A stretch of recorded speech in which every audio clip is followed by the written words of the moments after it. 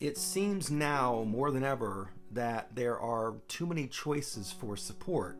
In fact, it can make you feel overwhelmed to the point where you just want to give up and deal with the grief alone. Well, let's not do that. So let's walk together and I'll show you how you can narrow down the choices quickly without it overwhelming you further.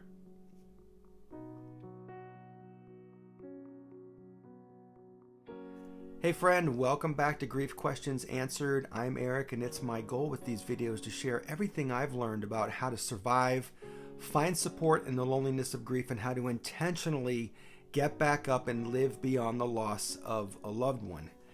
If this grief tip doesn't help you today, I am confident it can and will help you at some point in the future, so be sure to save this video to watch later on.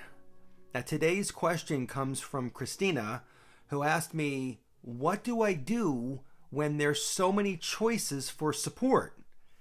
And so, Christina, you ask a very, very good question about sorting through the many choices available to you for support. Because when I lost my daughter Zoe 10 years ago, I felt like I was alone in many ways, despite having friends and family around me. Now, don't get me wrong, their presence really did help me a lot, and I'm very grateful for that, but I wanted more. And so I went online looking for support groups.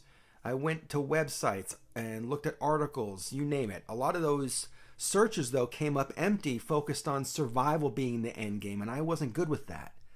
I looked locally for in-person groups in my community. I watched videos. I went to events and workshops. I read books. I had coaches. I had a therapist. I did a lot of reflective work. It's so much, right? Now, this list can go on, but I think you get my point here that there are a lot of choices for support. And if you've got grief brain where things are foggy, it can even be more difficult for you. So let's make it easier, okay? First and foremost, importantly here, ask yourself, what kind of support do you want? Are you looking for a therapist? Are you looking for a support group or just an online resources?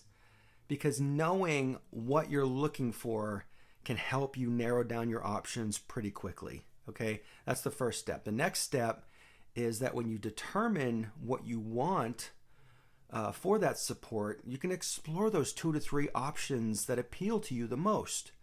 And if this feels too overwhelming, then you can reach out to a trusted friend or family members for recommendations, because ultimately the choice will be yours. And finally, take your time. You don't have to rush your decision here. Grief is such a personal journey, and it's essential to find the right support that suits your unique situation. So take the time to explore these different options before committing to just one. Actually, I have another one that I want to add to this, okay? Trust your instincts. If a particular support option feels right for you and it aligns with your needs, then it's likely a good choice for you. And by the way, if your needs change, it doesn't matter when that is, and you feel compelled to move on to another form of support, then so be it. It's okay to do that. You're not obligated to just one form of support for the entire journey. As you could tell, I had many. So in a way, that's good that we have several choices, but keep this in mind. There is no one right way to navigate your grief except for the way that works for you. So as always, I hope this helps.